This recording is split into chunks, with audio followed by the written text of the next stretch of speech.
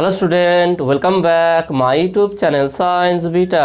তো প্রিয় ছাত্রছাত্রীরা, আজকে আমি তোমাদের সঙ্গে ভেক্টরের প্রবলেম সেট 1-এর 4 নম্বর পার্টেতে তোমাদের সঙ্গে 17 নম্বর অঙ্কতে স্টার্ট করবো। কারণ এর আগের 3 নম্বর পার্ট পর্যন্ত তোমাদের 16 পর্যন্ত অঙ্ক করে দিয়েছিলাম প্রবলেম সেট 1-এর।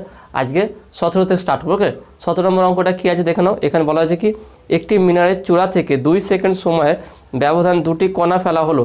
কণা দুটির পতনকালের এদের আপেক্ষিক বেগ এবং আপেক্ষিক ত্বরণ নির্ণয় করো। অভিকর্ষ ত্বরণ জি। খুব সুন্দর কোশ্চেন বলছে দেখে নাও। দুটো মিনার আছে। ওকে, ধরলাম দুটো এখানে মিনার আছে। দেখো, দুটো মিনার থেকে কি ফেলা হয়েছে দেখে নাও। দুটো মিনার থেকে 2 সেকেন্ড ব্যবধানে দুটি কণা ফেলা হলো। দুটো কণা ফেলা হয়েছে। ওকে, তো দুটো কণা ফেলা হচ্ছে। তাহলে এটা ধরলাম প্রথম, এটা হচ্ছে প্রথম, ফার্স্ট, এটা হচ্ছে সেকেন্ড। ওকে, তাহলে এখানে ধরলাম টি সময় ফেলা হয়েছে। প্রথম মিনারের ক্ষেত্রে আমার টি সময় ফেলা হয়েছে, এটা এ বি। তাহলে এ মিনার থেকে টি সময় ধরলাম, যে কোনো একটা সময় ধরে নিতে হবে। টি সময় এ মিনার থেকে কণাটিকে ফেলা আছে। তা বি মিনারে কত সময় ফেলা আছে? তাহলে টি প্লাস 2, কারণ এদের মধ্যে সময়ের ব্যবধান কী ছিল? 2 সেকেন্ড।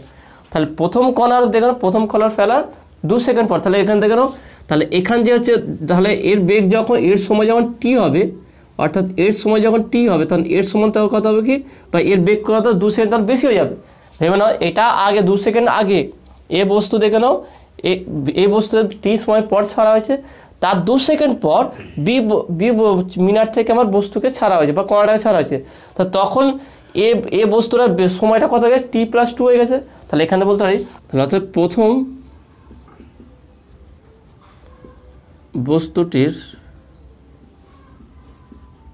বেগ, সেটাকে v1 ধরলাম। সেটা কত হবে দেখে নাও। দেখে নাও স্থির অবস্থাতে হলো, আমরা জানি কি v = u প্লাস এটি, তাই না? এই ফর্মুলা আমরা জানি যে অভিলম্ব বরাবর হলে কী হবে? v = u plus GT. এবার স্থির অবস্থাতে ফেলা থাকলে কী হবে? v = শুধু জিটি। তাহলে দেখে নাও এখানে যে বেগটা হবে, তাহলে এখানে কণাটা পড়ছে, এখানে কণাটা পড়ছে। তাহলে এর যখন সময় টি হবে, এর তখন সময় হবে টি প্লাস 2। ভালো করে ভেবে না, কনসেপ্টটা ভালো করে ক্লিয়ার করে নাও। এ কণা থেকে যখন সময় একটা বস্তুকে ফেলা হয়েছে, তার 2 সেকেন্ড পর বি বস্তু থেকে, বি মিনার থেকে ফেলা হয়েছে। তাহলে এই মিনার থেকে ফেলা হয়েছে, তাহলে এর যখন সময় টি হবে, তখন এর সময় কত হবে? টি প্লাস 2, কারণ 2 সেকেন্ডে আগে আছে। তাহলে এর বেগ হবে v1 = তাহলে ইউটা 0 হলে জি টি প্লাস 2। তার দ্বিতীয় কণাটির বেগ বি মিনার থেকে, দ্বিতীয় মিনার থেকে, তা দ্বিতীয় মিনার থেকে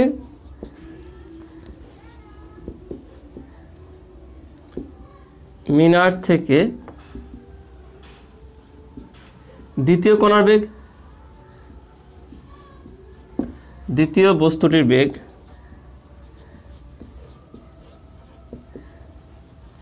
v2 = gt শুধু হবে। ভালো করে দেখে নাও, এটা শুধু জিটি হবে, আর এটাকে v2 = জিটি হবে। এটা হচ্ছে gt প্লাস 2, কারণ 2 সেকেন্ড এটা বেশি। যখন ওর ক্ষেত্রে 2 হবে, তখন এর ক্ষেত্রে টি প্লাস 2 হয়ে যাবে। ওকে, তার মানে এখানে দেখে নাও, এখানে যদি টি হয়, এখানে টি প্লাস 2 হবে। এখানে যখন টি প্লাস 2 হবে, তখন এটা টি প্লাস 4 হবে। কারণ সবসময় এ মিনার থেকে যে বস্তুটা 2 সেকেন্ড ফাস্ট থাকবে, কারণ এটা 2 সেকেন্ড পর এখানে ফেলা আছে, তাই না? তাহলে এটা হবে, তাহলে দুটোর মধ্যে আপেক্ষিক বেগটা কত হবে? অতএব প্রথম মিনার সাপেক্ষে, প্রথম বস্তুর সাপেক্ষে, বা দ্বিতীয়, এখানে দ্বিতীয় বস্তু সাপেক্ষে, এর সাপেক্ষে কতটা এগিয়ে আছে, কতটা পিছিয়ে আছে সেটা দেখব। তাহলে এখানে লিখব কি, দ্বিতীয় বস্তুটির সাপেক্ষে প্রথম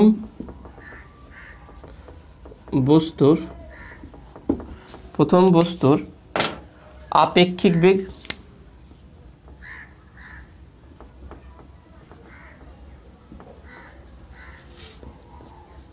সেটা কী হবে? v1 - v2 = gt plus 2 minus GT. তাহলে এখানে যদি মাইনাস করি, gt plus 2g minus GT, তাহলে জিটি কাটবে, তাহলে বা v1 - v2 = 2g। তাহলে এইটা হচ্ছে কি বস্তুটি বা কণা দুটির মধ্যে আপেক্ষিক বেগ। ওকে, তার নেক্সট কোশ্চেন, এরপরে নেক্সট পার্ট বলে দিই এখানে কি, সেটা হচ্ছে কি অভিকর্ষ ত্বরণ কত, আপেক্ষিক ত্বরণ নির্ণয় কত। তাহলে আপেক্ষিক ত্বরণ কি, দুটো ত্বরণ সেম, কোনো বস্তু অবাধে পতনশীল বস্তুকে ত্বরণ কি অভিকর্ষ ত্বরণ হয় তাহলে আপেক্ষিক ত্বরণ কী হবে 0। তাহলে এখানে লিখবে কি অতএব আপেক্ষিক ত্বরণ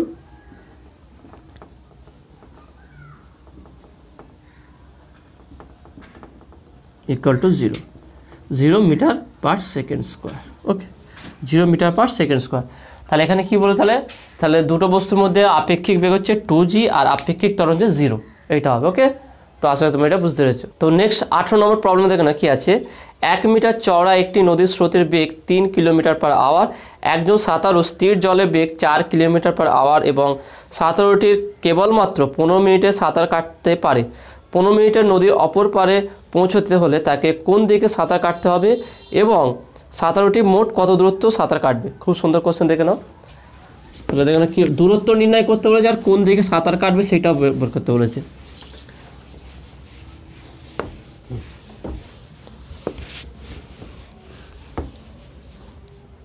তাহলে দেখো এটা হচ্ছে আমার নদী। ওকে তাহলে এটা হচ্ছে কি ধরলাম এটা হচ্ছে নদীর স্রোত, এই দিক বরাবর হচ্ছে নদীর স্রোত। ওকে আর এটা হচ্ছে ধরলাম VA, আর এই দিক বরাবর হচ্ছে কি যে স্থির জলের নৌকার বেগ, সেই জায়গায় VS দিলাম। তাহলে কী বলে দেখো 18 দাগের প্রদত্ত এখানে চওড়াটা L বলে দিয়েছে, এলটা কত সেটাও এখানে বলে দিয়েছে। তাহলে L ইকুয়াল টু নদীটা কত চওড়া বলে দিয়েছে 1 কিলোমিটার। ওকে 1 কিলোমিটার। ওকে স্রোত নদীর বেগ দেখো, স্রোতের বেগ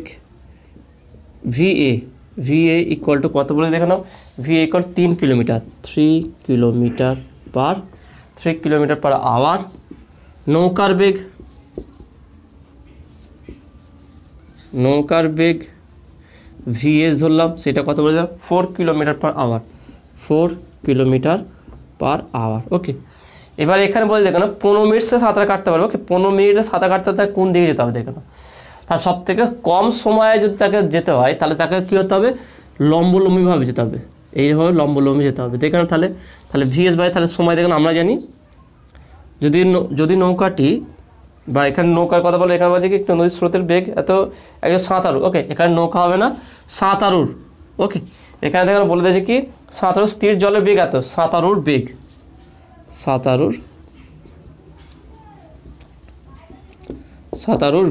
তাহলে এখানে বলতে পারি সবচেয়ে কম সময়ে সাঁতারু তখনই পৌঁছতে পারবে যখন সে এই লম্বভাবে যেতে পারে। তাহলে বলতে পারি সাঁতারু নদী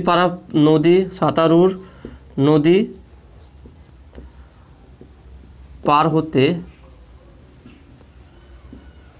কম সময় লাগবে যদি সাঁতারু লম্বভাবে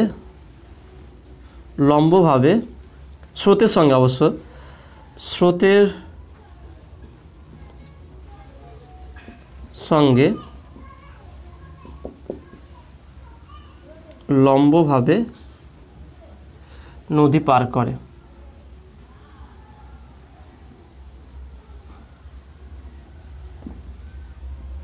ওকে অর্থাৎ আমরা বলতে পারি যে VS ইকুয়াল টু L/T, তাহলে বা T ইকুয়াল টু L/VS।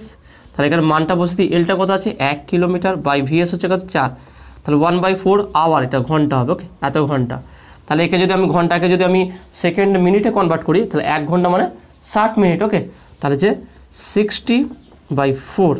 ওকে তাহলে এটা মিনিট, তাহলে ঘন্টাকে মিনিটে কনভার্ট করলাম। তাহলে কাটাকুটি দেখে নাও 60 আছে, তাহলে 4 দিয়ে কাটি, 4 একে 4, 5 6, 4 5 20, তাহলে 15 মিনিট, 15 মিনিট। ওকে তাহলে 15 মিনিট দেখো না, তাহলে এখানে বলেছে সবচেয়ে বেশি সে 15 মিনিট সাঁতার কাটতে পারে। তাহলে 15 মিনিট সাঁতার কেটে যদি সে নদী পারাপার হতে চায় তাহলে সে কীভাবে যায়, কোন দিকে যাবে, স্রোত যেই দিকে বয়ে যাচ্ছে তার সঙ্গে লম্বভাবে যদি পারাপার করে তবেই সে 15 মিনিটের মধ্যে নদী পার হতে পারবে। এত সিম্পল হিসাব। ওকে তাহলে বলবে কি যদি স্রোতের সঙ্গে যদি 15 মিনিট সাঁতার কাটতে হলে সাঁতারুকে স্রোতের সঙ্গে লম্বভাবে নদী পারাপার করতে হবে। ওকে নেক্সট বলতে এখানে নেক্সট পরের পার্টে বলেছি কি এখানে পরের বলা হয়েছে কি যে সাঁতারুটির মোট কত দূরত্ব অতিক্রম সাঁতার কাটবে, কত দূরত্ব অতিক্রম সাঁতার কাটবে দেখে নাও। তাহলে যদি এটা আমার স্রোতের বেগ থাকে, এটা যদি নদীর সাঁতারুর বেগ থাকে, তাহলে সে কত দূরত্ব অতিক্রম করবে সেই দূরত্বটা বের করতে বলেছে। তাহলে এখান থেকে বের করতে আপেক্ষিক বেগ বের করবো এইভাবে, আপেক্ষিক বেগ। তাহলে আপেক্ষিক বেগ যদি হয় তাহলে এটা হচ্ছে আমার কি, এটা লম্ব, এটা ভূমি, তাহলে এখান থেকে বলতে পারি কি এটা হচ্ছে ধরলাম VW। ওকে, আপেক্ষিক বেগ, আপেক্ষিক বেগ, বা এটাকে আমি বলতে পারি VSA বা AAS বলতে পারি। তাহলে VAS ইকুয়াল টু বলতে পারি root of VA square plus VA square equal to root of 4 square plus 3 square equal to root of 16 plus 9। তাহলে এটা কত হবে, root of 25 equal to 5 kilometre per hour. তাহলে আপেক্ষিক বেগটা কত হবে, যদি স্রোত দেখলাম সাঁতারু যদি VS বেগে যায়, স্রোত যদি VA বেগে থাকে, তাহলে এখানে সাঁতারুর আপেক্ষিক বেগ কী হবে সেটা VAS, সেটা কত হচ্ছে আমরা বের করলাম 5 কিলোমিটার পার আওয়ার। তাহলে 15 মিনিটে সে কত দূরত্ব অতিক্রম করবে সেই দূরত্বটা বের করতে রয়েছে। অতএব 15 মিনিটে দূরত্ব অতিক্রম করবে বলতে পারি কি, অতএব 15 মোট মিনিটে মোট দূরত্ব অতিক্রম করবে সেটা কত হবে, S equal to VAS okay into টি। আমরা জানি V ইকুয়াল টু S/T, তাহলে S ইকুয়াল টু VATS। তাহলে VS কত হচ্ছে দেখো না 5 ইন্টু টিটা কত পেলাম, টি করে দেখো না পেলাম আমরা 1/4 আওয়ার, 1/4 ঘন্টা বা 15 মিনিট, কারণ যেহেতু কিলোমিটার পার আওয়ার আছে তাহলে আমি এখানে 1/4ই বসাবো। তাহলে কথা হচ্ছে 5/4, তাহলে এটা কাটাকুটি করো, তাহলে হচ্ছে 5, এটা হচ্ছে 4 × 4, 1.0, 4 × 2 = 8, 2 0, 4 × 5 = 20, এত কিলোমিটার। তাহলে সে কত দূরত্ব টোটাল অতিক্রম করে, 1.25 কিলোমিটার এই দূরত্ব অতিক্রম করবে। ওকে, তো আসলে তুমি এটা বুঝতে পেরেছো। তো নেক্সট 19 নম্বর প্রবলেমটা কি আছে দেখো, এখানে বলা আছে কি একটি এরোপ্লেন 600 কিলোমিটার পার আওয়ার বেগে পূর্ব দিকে উড়ে যাচ্ছে, বাতাস 100 কিলোমিটার পার আওয়ার বেগে দক্ষিণ দিকে প্রবাহিত হচ্ছে, ভূমির সাপেক্ষে এরোপ্লেনের বেগ ও দিক নির্ণয় করো। খুব সুন্দর কোশ্চেন দিয়ে দেখে নাও, ভূমির সাপেক্ষে প্লেনের আপেক্ষিক বেগটা কত হবে এবং দিকটা কত হবে সেটা নির্ণয় করতে হবে। একই নদীর মতনই আমরা ধরে নিতে পারি। ছবিটা দেখো না কেমন হবে, এটা হচ্ছে 19 নম্বর প্রবলেম। তাহলে এইটা হচ্ছে আমার এরোপ্লেন যাচ্ছে VA ওকে, আর দক্ষিণ দিকে কী হচ্ছে বলেছে কি দেখে না, কেন বলেছে কি দক্ষিণ দিকে প্রবাহিত হচ্ছে, এত বেগে উড়ে যাচ্ছে, বাতাস দক্ষিণ দিকে প্রবাহিত হচ্ছে। তাহলে এটা দক্ষিণ দিকে ধরলাম, দক্ষিণ দিকে বাতাস প্রবাহিত হচ্ছে কত 100 কিলোমিটার পার আওয়ার বেগে, এটাকে আমি VW ধরলাম, ওকে বা VR ধরলাম, VR এটা যে VA এরোপ্লেন যাচ্ছে 600 কিলোমিটার পার আওয়ার বেগে। তাহলে এদের আপেক্ষিক বেগ কত হবে, তাহলে এটা হচ্ছে তাদের আপেক্ষিক বেগ। তাহলে অ্যাঙ্গেলটা কত হবে, অ্যাঙ্গেলটা বের করতে হবে। তাহলে এখানে বলতে হবে এটা VW ধরলাম, আপেক্ষিক বেগটা হচ্ছে কি VW ধরলাম। ওকে, এইটা আমরা বের করবো ভূমির সাপেক্ষে আপেক্ষিক বেগ এরোপ্লেনের। তাহলে দেখে নাও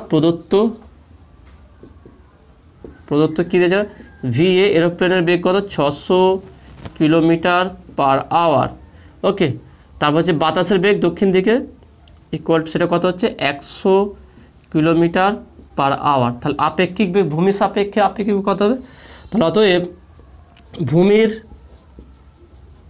সাপেক্ষে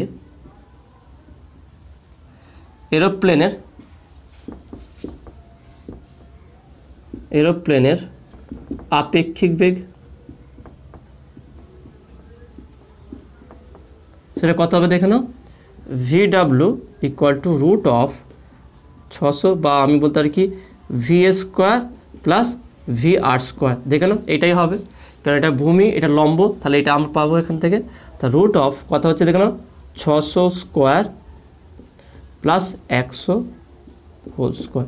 একটা কাজ দুটো থেকে তো 100 কমন যাবে, তাহলে 10 বাইরে যাবে, তাহলে ইকুয়াল টু এখান থেকে না 100 স্কোয়ার, এখানে 100 আছে, 6 × 100 তাহলে 100 থাকবে, তাহলে আমি 100কে বাইরে বার করলাম ইন্টু রুট অফ শুধু 6 স্কোয়ার করো, 6 6 36 36, ওকে, প্লাস 1 স্কোয়ার করলে 1, তাহলে √100 ইন্টু √37, তাহলে কত হচ্ছে দেখে নাও, এটা করলে হচ্ছে 608.28 কিলোমিটার পার আওয়ার। ওকে, তাহলে এটা ক্যালকুলেট করতে হবে, এটা আসবে কত 608.28 কিলোমিটার পার আওয়ার। ওকে, এবার দেখেন এর পরের পার্টটা কী বলেছে, এখানে পরের পার্টটা বলে যে দিক নির্ণয় করো, তাহলে এই থিটাটা বের করতে বলেছে। তাহলে থিটা আমরা কীভাবে বের করে দেখেন, খুবই সহজ আছে। তাহলে ট্যান থিটা হচ্ছে লম্ব বাই ভূমি, তাহলে হচ্ছে কি এটাকে যদি আমি VR বলে থাকি তাহলে VR বাই VE, তাহলে বা ট্যান থিটা ইকুয়াল টু 600/100। ওকে, 600/100 না, এটা 100/600, 100/600, 0 0 0 0 কাটলো, তাহলে 1/6, তাহলে বা theta equal to tan inverse 1/6, তাহলে এটাকে ক্যালকুলেট করবে, দেখবে আসবে থিটা ইকুয়াল টু 9.46 ডিগ্রি, বা বলতে পারি কি 9 ডিগ্রি 28 মিনিট, এইটা আসবে। তাহলে এইটা হচ্ছে উত্তর। তাহলে এটা দেখে নাও যে পূর্ব দিকে ভূমি সাপেক্ষে যেহেতু বলছে, তাহলে পূর্ব দিকের সঙ্গে কত ডিগ্রি, 9.46 ডিগ্রি কোণে থাকবে। ওকে, তো আসলে তুমি এটা বুঝতে পেরেছো। তো নেক্সট 20 দাগের প্রবলেমটা কী আছে দেখো, এখানে বলা আছে কি i ক্যাপ, j ক্যাপ এবং √2k ক্যাপ এই ভেক্টর তিনটির লব্ধির মান কত, ওই লব্ধি ভেক্টর x, y এবং z অক্ষের সঙ্গে কত কোণে আনত থাকে। খুব সুন্দর কোশ্চেন দিয়ে দেখে নাও, খুব সহজ আছে এটা।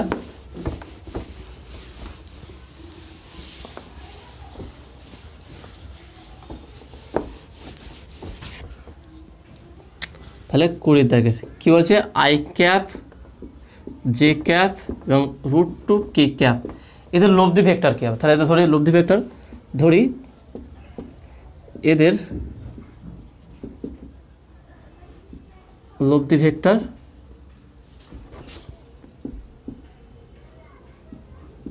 হচ্ছে কত আছে দেখো না, তাহলে হবে এ ভেক্টর ধরলাম i cap plus j cap plus √2k cap. Okay, এটা লব্ধি ভেক্টর হচ্ছে। এটা কী বলে দেখে নাও, লব্ধি ভেক্টরের মান কত হবে, তাহলে এর মান কত হবে, মান কত হলে মড বের করতে হবে, তাহলে a মড, তাহলে a equal to a vector mod, তার মানে হচ্ছে √1 square plus 1 square plus √2 square, এইটা তাহলে ইকুয়াল টু 1 প্লাস 1 প্লাস 2, তাহলে কত হচ্ছে √2 3 4 4, তার মানে হচ্ছে 2, তাহলে a ইকুয়াল টু 2।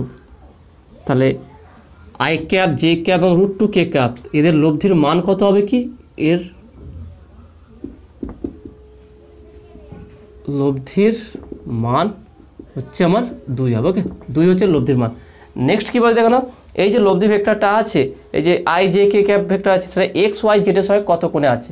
তাহলে লব্ধি ভেক্টর পদ কত পেলাম আমরা, 2 পেলাম। তাহলে x y z এর সঙ্গে কোণ, তা ধরি এখানে লিখে দিই x y z এর সঙ্গে কত ডিগ্রি কোণ আছে, ধরি লব্ধি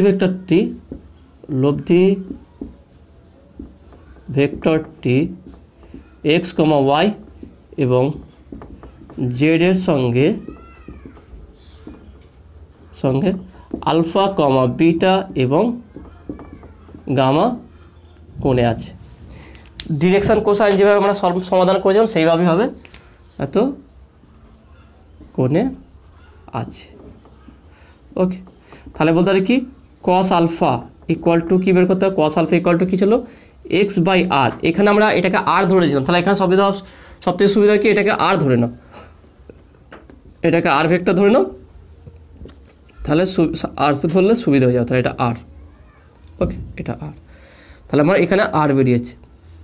ওকে, তাহলে cos আলফা ছিল কি x/r, তাহলে x এর মান কত আছে দেখে নাও, আমার x হচ্ছে কি এখানে, তাহলে x এর জায়গায় 1 আছে, i ক্যাপের সঙ্গে যেটা থাকবে যে সহগ থাকবে সেটা হচ্ছে x এর মান, তাহলে i ক্যাপের সঙ্গে কী আছে, আর 1 আছে, তাহলে বলতে পারি কি 1/2।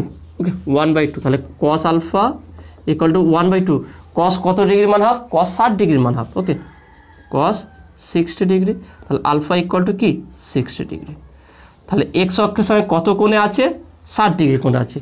একইভাবে আমরা বিটা বের করব, তাহলে দেখো অনুরূপভাবে বিটা কত আসবে দেখো, তাহলে cos beta equal two y/r, ওকে, তাহলে ওয়াইয়ের মান কত, যে অক্ষের সঙ্গে যেটা আছে 1, তাহলে 1/2, তাহলে ইকুয়াল টু কত আছে cos 60 ডিগ্রি। তাহলে বিটা ইকুয়াল টু দুদিক থেকে, তাহলে cos beta equal to cos 60 degree, তাহলে cos cos দুদিক উঠে যাবে, বিটা ইকুয়াল টু 60 ডিগ্রি। তাহলে ওয়াই অক্ষের সঙ্গে 60 ডিগ্রি করে থাকবে। নেক্সট হচ্ছে কি জেড অক্ষের সঙ্গে, তাহলে cos gamma equal to z/r, জেডের মান কত হয় দেখুন √2, তাহলে √2/2, তাহলে বা cos গামা ইকুয়াল টু √2/2 করলে তাহলে কত পাচ্ছে √2 ইন্টু √2, 2 মানে কি √2 ইন্টু √2, তাহলে √2 একটা কাটবে, তাহলে 1/√2, তাহলে cos কত ডিগ্রি মান 1/2, cos 45 ডিগ্রি মান, তাহলে বা cos gamma equal to cos 45 degree, তাহলে গামা ইকুয়াল টু 45 ডিগ্রি। তাহলে দেখে নাও, তাহলে আমরা তিনটে কোণ পেয়ে গেলাম। তাহলে হচ্ছে কি এখানে হচ্ছে কি আলফা হচ্ছে 60 ডিগ্রি, বিটা হচ্ছে 60 ডিগ্রি, আর গামা হচ্ছে কি 45 ডিগ্রি। ওকে, তো আশা করি তুমি এটা বুঝতে পেরেছো। নেক্সট কোশ্চেন দেখে নাও। নেক্সট কোশ্চেন হচ্ছে কি 21,000 কোশ্চেন, কী বলা আছে 2i - j + 2k এবং i + 5j + 10k ভেক্টর দুটির লব্ধির মান কত। ওকে, লব্ধি ভেক্টর তিনটি অক্ষের সঙ্গে কত কোণে আছে এবং কোনটাও বের করতে বলেছে। খুব সুন্দর কোশ্চেন দিয়ে দেখো না। তাহলে এখানে দুটো ভেক্টর আমি ধরে নেবো, এখানটায় 21,000 যে দুটো ভেক্টর দিয়ে দিয়েছে সেটাকে আমরা ধরে নেব।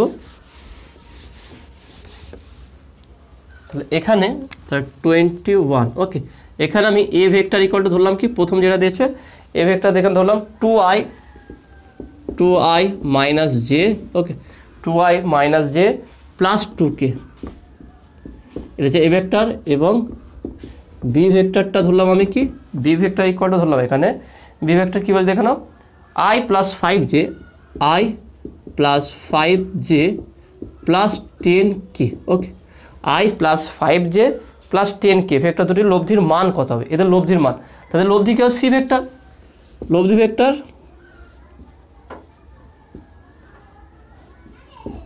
সি ভেক্টর, সেটা কী হবে a + b, okay, a + b, তাহলে সেটা কী হবে দেখে নাও। তাহলে A vector C vector equal to A vector আছে 2i - j + 2k plus B vector আছে i + 5j + 10k, ওকে, এটা হয়ে গেল। তাহলে এবার দেখে নাও, তাহলে লব্ধি কী হবে দেখে নাও, তাহলে equal to C vector equal to 2i + i 3i - j + 5j, তাহলে +4j, ওকে, প্লাস 2k 10k 12k, তাহলে ভেক্টর হয়ে গেল। মান কী হবে দেখে নাও, লব্ধি ভেক্টর এর লব্ধি ভেক্টরের মান, ভেক্টরের মান, ওকে, সেটা কি C vector C equal to √i/j সহগ করবো, তাহলে 3 স্কোয়ার + 4 স্কোয়ার + 12 স্কোয়ার, তাহলে কত হবে দেখে নাও, 3 স্কোয়ার করলে কত হচ্ছে দেখে নাও, 3 × 3 = 9, এখানে 16, এখানে হচ্ছে 112 হচ্ছে কি 144, তা যোগ করো 1 4 4 16 9, তা 10 19 9 থেকে 1 4 5 6 6, এটা হচ্ছে 1, তা দেখে নাও 169, তা √ কত হচ্ছে দেখে নাও √169, তাহলে 169 কার রুট হবে, মানে কার স্কোয়ার 169 হবে, সেটা হচ্ছে কি 13, তাহলে হচ্ছে 13 হবে। তা সি ইকুয়াল টু কত পেলাম, তার লব্ধি ভেক্টরের মান কত বললাম 13, তাহলে হচ্ছে লব্ধি ভেক্টরের মান, তাহলে একটা পেয়ে গেলাম। নেক্সট আর একটা পার্ট বলছি, সেটা হচ্ছে কি দেখে নাও, বলেছে কি ভেক্টর তিনটি অক্ষের সঙ্গে কত কোণ করে থাকবে। এই যে লব্ধি ভেক্টরটি, এই যে লব্ধি ভেক্টরটা আছে, লব্ধি ভেক্টরটি তিনটি অক্ষের সঙ্গে কত ডিগ্রি কোণে আছে সেটা বের করতে বলেছে।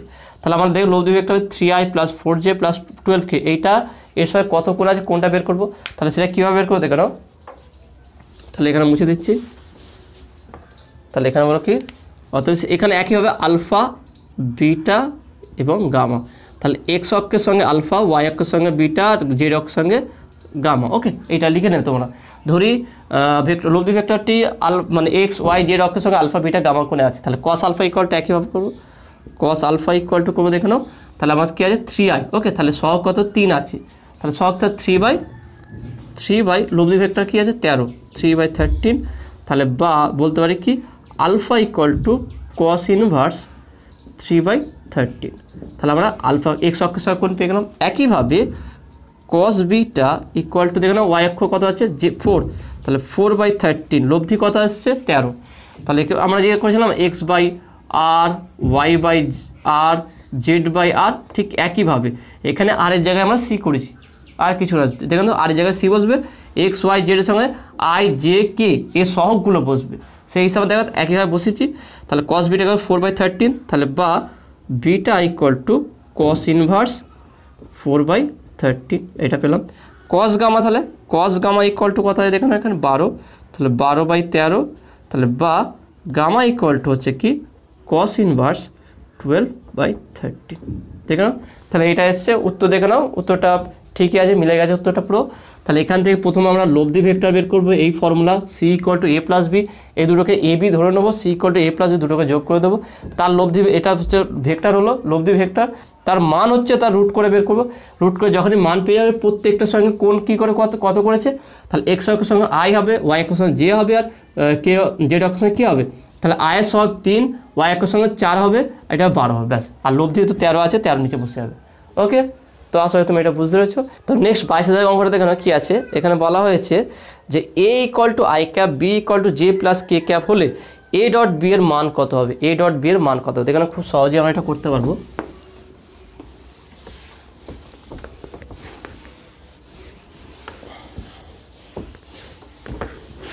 তাহলে এ ডট বি, তাহলে 22 থেকে দেখে নাও এ ভেক্টর ইকুয়াল টু কত বলে দেখে নাও, এ ভেক্টর ইকুয়াল টু বলে দিয়েছে কি i cap, B vector equal to কী বলে দেখে নাও, বি ভেক্টর ইকুয়াল টু বলেছে j plus k cap.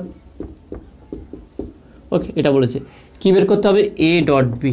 Okay, A dot B খুব সহজে আমরা বের করতে হবে। প্রথমে এ ডট বি করবো, দেখে নাও A dot B equal to i cap dot j plus k cap, তাহলে I dot j plus i dot k. তাহলে দেখে নাও দুটো আলাদা আলাদা আছে, তাহলে দুটো আলাদা হলে কী হবে, 0 হয়ে যাবে। তো দেখে নাও আই ডট জে আছে, এর মান 0 আর এটাও 0, তাহলে ইকুয়াল টু 0 হবে অ্যান্সার। দেখে নাও কস এখানে ছিল কি A dot B equal to A B cos theta, তাহলে আই ডট জে হলে এদের মধ্যে দেখো I J K, I J K প্রত্যেকটা হচ্ছে 90 ডিগ্রি আছে, তাহলে কস 90 ডিগ্রি কী হবে 0, সেই জন্য হচ্ছে কি রাইট হ্যান্ড সাইড আমার সর্বদা 0 হবে। যেহেতু আই আর জে, আই জে কে এর মধ্যে পরস্পর অ্যাঙ্গেল কত 90 ডিগ্রি কোণে আছে, সেখানে কস 90 0 জন্য প্রত্যেকটা ডিফারেন্স যদি আলাদা আলাদা হয় তাদের 0 হবে, যদি সেম হয় i dot i j dot j k dot k সেটা হচ্ছে 1 হতো, তাহলে I dot j 0, i dot কেও 0, তাহলে উত্তর হবে কি 0। ওকে, তো আসলে তুমি এটা বুঝতে পেরেছো। তাহলে দেখো আজকে টোটাল তোমাদের 17 থেকে 22 পর্যন্ত অঙ্ক করালাম। অঙ্কগুলো কেমন লাগলো অবশ্যই তোমরা কমেন্টে জানাবে। নতুন থাকলে অবশ্যই চ্যানেল সাবস্ক্রাইব করবে এবং পাশে থাকা বেল আইকনটা প্রেস করবে, আর ভিডিওতে অবশ্যই লাইক দেবে। ওকে, তো দেখাবে নেক্সট ভিডিওয়। Have a nice day.